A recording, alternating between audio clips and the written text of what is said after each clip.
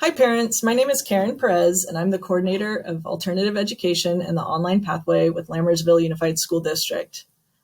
I wanted to show you today some tips on using Edgenuity and how to support your child. To access Edgenuity, you would go to the website learn.edgenuity.com.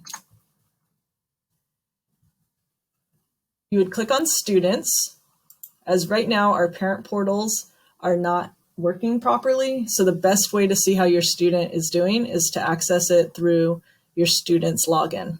So your student's login, their username would be their school email address. And you will need to ask your student what their current password is. If you'd like me to provide that information to you, please just let me know.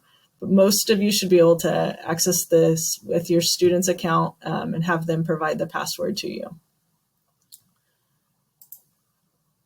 Once you log in, your students' courses would appear here.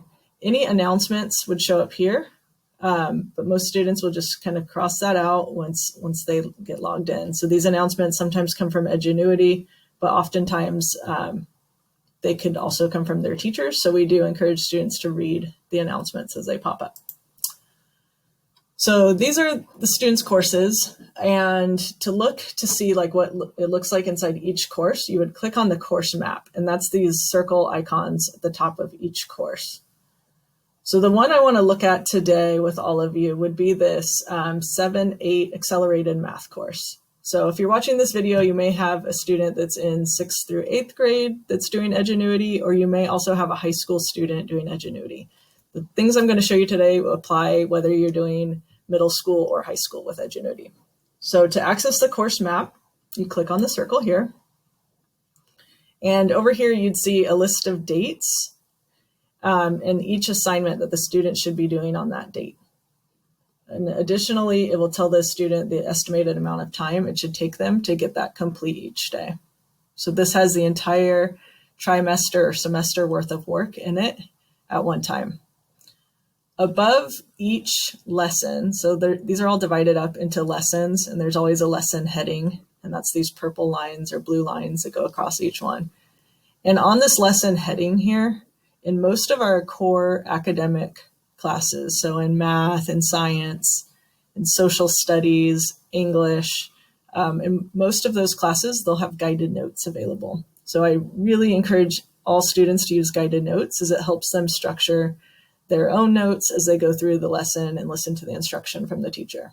So this paper and pencil icon would indicate that this lesson has guided notes available. So you could click anywhere along this line here, and it would open up this box here. And so you'd see the objectives, the learning objectives for the student that day, the standards, and the transcripts of the lesson. So this is also important. Sometimes if your student prefers to read rather than listen, this is a good way and a good kind of like backup way to learn the information. So they'd have the video available to them, but then they could also go back and read the instruction. In addition to the transcripts, if you just look right over here, it says View Guided Notes. The student's able to click this, and it opens up a PDF that would help guide the student as they work their way through the lesson. Each lesson in Edgenuity starts with a lesson question. So the student would write that in here, the goals of the lesson. So what are the learning objectives? And the student would write down the words in here that would fill in what the learning objectives are. Here's some vocabulary, important words to know as they're going through the lesson. And then here it says warm up. So before the student actually goes into the instruction for this unit, there's a warm up. So they would be filling this in as they go through. And then you see here instruction. So this is on the teacher-led video piece within Edgenuity. This is a way for the students to follow along and take notes. So going back into the course here, just want to point out a few more things. If anything's overdue, it would show up here and let you know. If there's any feedback from the teacher on written assignments, particularly at the high school level, the feedback, there'd be a box up here to let the student know that they have feedback from one of their assignments in the course. So it's important to see that.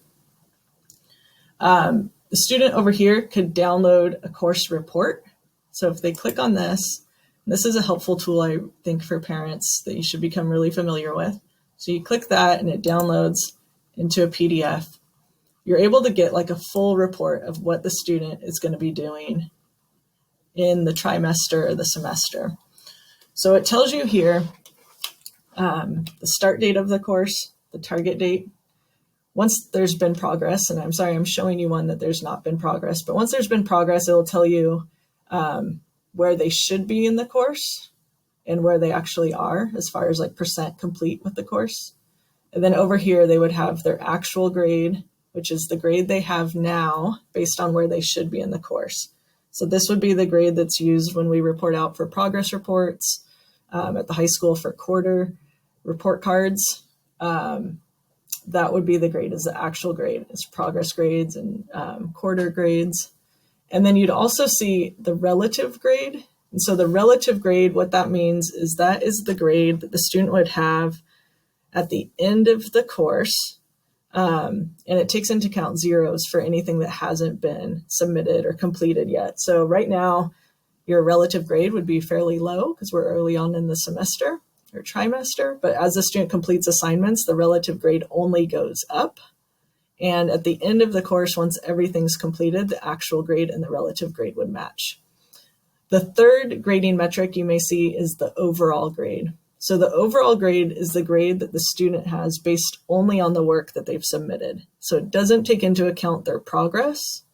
It's only on the work that they've submitted. So their actual grade sometimes would be lower than their overall grade because the actual grade is taken into account, like maybe if they're 1 or 2 days behind, it's taking into account zeros for the time that they're behind, those assignments that they're behind on. But again, like at the end of the trimester or the semester, the actual grade, the relative grade, and the overall grade will all match.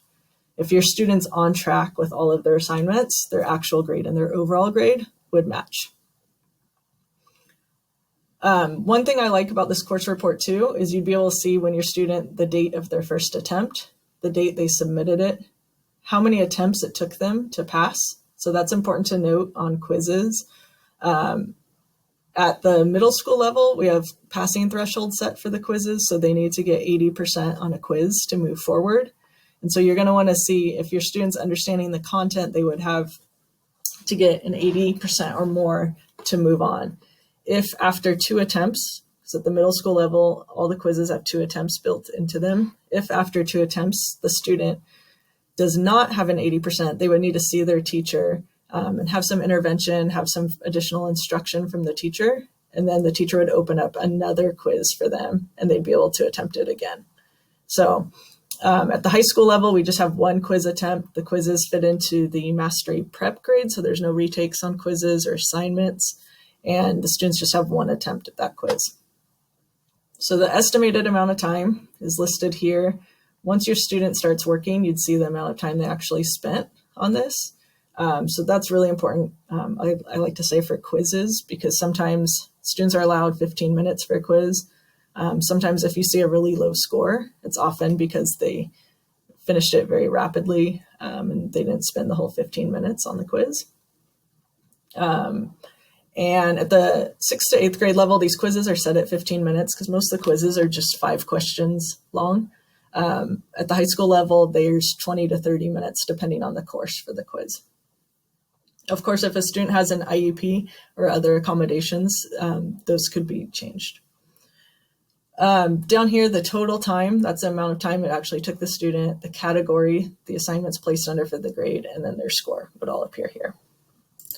So moving back into their course, some other useful tools for you would be when you actually click into, and I'm going to click into this instruction here. So this is the students, what they're seeing on their view. I'm going to pause it. And over here, this closed captioning. So if a student wants to read along as the teacher's teaching, they could click on that, and that would be made available to them. This plus sign over here, the student clicks on that. This is where they could take some e-notes. If you click on advanced, it gives you more space to write and different formatting options. The student could access a glossary here. If you click on these play signs, they'd be able to hear the word and the definition. Here again is the transcript of the lesson. If the student prefers to receive their instruction in a language other than English, you could click this arrow and click on more, and dozens of languages appear for the student to access if that's what they want. There's calculators, there's formula sheets. This is for the highlighter, and this is for speed adjustments. So all of these tools are available right in the course as they're going through it. And one thing I just want to point out here too is, unlike if you're being taught in a face-to-face environment, you can't ever pause the teacher if you're having a hard time taking notes. So the benefit of being in Edgenuity, one of the benefits is you could pause the teacher, get caught up on your notes, make sure your notes are matching what the teacher's saying, your guided notes, doing all you can to follow along in the instruction. So this little home button would take you back to your home page, or initially takes you back to your course report. This paper and pencil, this would take the student to, if they took any e-notes, this is where they'd be able to access those. And then this chart is the student's progress report. So this is where you'd be able to see your student's grade, see the actual grade, the relative grade, and the overall grade. You'd be able to see if they were behind, on target, or ahead right here, and the different grades by categories. So clicking back here, again, I'll go back to my home page. This is where all the courses are housed. The students are able to see right when they log in if they're behind, if they're on target, or if they're ahead. And then over here, if they go to their name and go down to Help Center, that's how they could access different help materials through the company Edgenuity itself. And if they need any other help with Edgenuity with the content, or like something's glitchy or weird, they are welcome to contact their teacher, or they could contact me, and we could work to find a solution to that. But Edgenuity's customer service is great as far as like any tech glitches that your student might come upon. We encourage them to report those directly to Edgenuity. Lastly, like the most important thing in going through these Edgenuity courses is if a student's having a hard time with the content, you would notice that because their overall grade, that score would be low, and that would be showing you that they are having a hard time understanding the content. If you see that with your student, I encourage you to have your student reach out to their teacher of record directly. So they could send an email, or they could pop in on their teacher's office hours, but have them schedule a time with their teacher so that they could get support in learning that content. Our teachers are more than happy to help students learn the material. That's what they're there for. They're there to encourage the students and to help them in their learning. And so if your student's struggling at all with any of their Edgenuity courses, they should contact their teacher of record. Parents, if you have any questions about Edgenuity, if you have any questions on looking at your student's progress report and wanting to know how they're doing, please reach out to me. I'd be happy to show you how Edgenuity works and share any course reports or anything I can on my end with you about your student's progress. I also encourage you to reach out to your teachers directly if your student's having a hard time with the content. Thank you so much. Again, my contact info is here. So you could reach me at kperez@lammersvilleusd.net. You could call me on my office phone at extension 3026. Or you could send me a text or call me on my cell at 209-214-7070. I hope this was helpful, and please, again, reach out if you guys need any help at all.